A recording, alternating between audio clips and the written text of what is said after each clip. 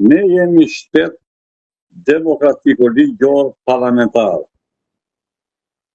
Dhe përbëhet nga 3 pushtete. Pushteti I parë është pushteti legjislativ kuvendi. Pushteti I dytë është pushteti ekzekutiv qeveria dhe pushteti I tretë është drejtësia që kontrollon funksionimin e shtetit shqiptar. Pra, sipas kushtetutës, kryeministri është varësi I kuvendit dhe nuk është kuvendi varësi I kryeministrit. Tek ne ka ndodhur kundërta. E kanë thënë në emisionet e kaluara që Shqipëria nuk është më shtet demokratik dhe ligjor, po shtet kryeministror. Mbasi kryeministri me ta shqyrtuar të reforma të 2008-s dhe në vazhdimsi,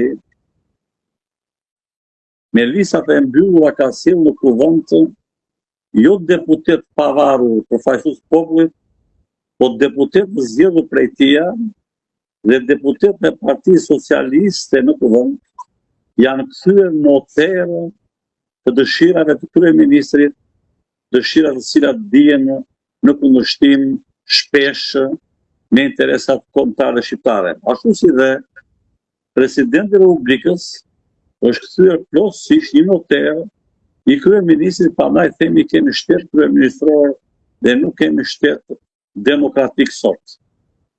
Kjo po vërtetohet edhe me ngjarjen që ndodhi dje. Kushtetuta ka përcaktuar në gjykatës kushtetuese që ligjërimi në kuvend me proces të përshpejtuar duan kohë minimale 1 javë, jo 1 ditë. Ndërsa Edi Rama, vendimin e qeverisë e ka marrë në datën 19 qershor dhe bie për ta miratuar me urgjencë brenda ditës në kuvend dhe më të madhen duke mos u lënë të drejtën deputetëve të njihen plotësisht me marrëveshjen dhe ta votojnë ato në kundërshtim me çdo lloj ligji. Po mos ishte sekret, kolonel, mos ishte sekrete? Tani, unë jam një nga kuadrët e Shqipërisë që kanë punuar në fushat më sekrete të vendit. Shefi kundër zbulimit? I zbulimit, kundër zbulimit. Tani, ne ndiqim me vëmendje shtetet Greqi, Itali, Jugosllavi, Amerikë dhe Bashkimi Sovjetik për sënimet që I vinin Shqipërisë ushtarakisht. Dhe ishin ndarë 3 nivelet sekretet. Niveli strategjik natyrisht jepeshin kokë të vendit. Sepse kishin bënë drejt për drejt me kësënimin e pushtimeve ushtarake dhe masa kilometër shteti për shkëtyrë vendin. Ndërsa ne këtu kemi një marrëveshje që thuhet kemi të bëjmë me sigurinë e importit kombëtare, të bërë në një agjencie financiare amerikane për sigurinë e mbrojtjen dhe Ministrisë Financave në Shqipëri, jo Ministrinë e Mbrojtjes. $302 milion. Tani, në këtë marrëveshje, e cila është bërë nga Edi Rama për plotësuar deficitin e natë që kishte në mos plotësimin e detyrimeve të NATO-s me 2% të vitit kaluar dhe do shkonte në mbledhjen e NATO-s në Turqi para realizimit të saj, veproi me shpejtësi për të bërë të marrëveshje e cila I jep mundësi që të marrë nga Amerika 3,2 milion euro dhe I shlyej për 12 vjet. I dashur gazetar, kjo marrëveshje financiare, sa është përqindja vjetore që do paguaj populli shqiptar? Ky është kyçi. Kamata. Pra, sa është përqindja? Sa është përqindja vjetore do paguhet për 12 vjet? Pra këtë 302 milioni, sa milion do shkojë? ky sekret i Iran mos jem shef. Dhe ky është shteti. Sepse në mënyrë kategorike nuk ka të drejtë ai të mbaj sekret nga kuvendi, deputetët që kanë të drejtë ta lexojnë, ta diskutojnë dhe në mënyrë demokratike ta votojnë ose një marrëveshje kushdo qoftë ajo. Kolonel, po jo gjithë kanë certifikat sigurie dhe armiqt na marrin vesh çka kanë letra. Ajo është marrëveshje lekësh i dashur dhe nuk ka si lloj përkufizimi çfarë do marrë. Të gjithë shtetet e tjera blejnë anatime nga industria ushtarake e Amerikës, po marrëveshjet janë të hapura. Për shembull, Turqisë u bllokua një marrëveshje para shumë vitesh, të cilës tani ja shiroi Trumpi. Është ashtu u trosh. Avionët F-35.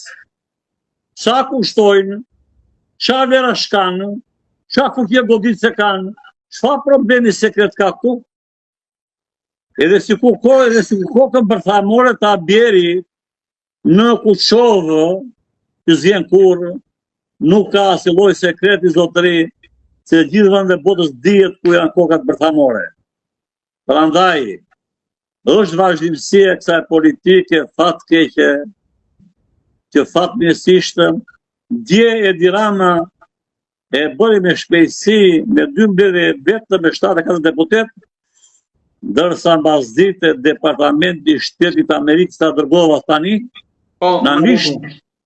ta dërgova nanisht origjinalin që shpërndau ambasada amerikane sot herët, nxinë qeverisë shqiptare për korrupsion dhe krimin organizuar që ka pushtuar dhe drogën me Afrikën dhe vendet e tjera. Pra, më në fund të Amerika heshti nga protestat, dje Departamenti i Shtetit nxorri zyrtarisht vlerësimin e saj që ka qeveri të korruptuar, të krimit organizuar. Lexoni materialin anglisht dhe flet shqip më trosh s'ka u dhe mo.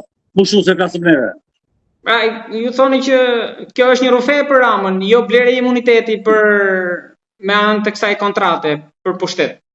Amerika të përdori dashur, po Amerika s'ka latë përjetshme, ka të përjetshme. E përdori disa herë, por e një dhe kush është.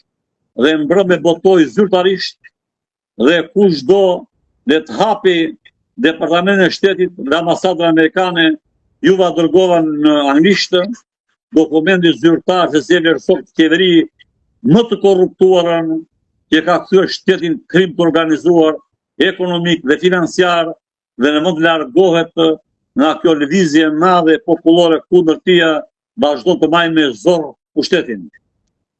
Kolonel, po si e mbështet Shtetet e Bashkuara një qeveri me këtë raport që publikoi? Amerika nuk e mbështet zotëri. I tha trosh popullin shqiptar. Ja kush është mendimi zyrtar i Amerikës. E botoi në faqen zyrtare të Ministrisë Punë të Jashtme, ne i themi Departamenti i Shtetit, dhe është vazhdimësi e kërkesa që kanë bërë senatorët për fillimin e hetimeve të mëtejshme për krimin organizuar dhe drogën shqiptare. Ajo e shpalli përpara se të bën hetimet zyrtarisht, kush është qëndrimi zyrtar i Amerikës për qeverinë më të rekrutuar, më të inkriminuar në Shqipëri. Kolonel, po me këtë raport bëhet samiti NATO-s në Tiranë?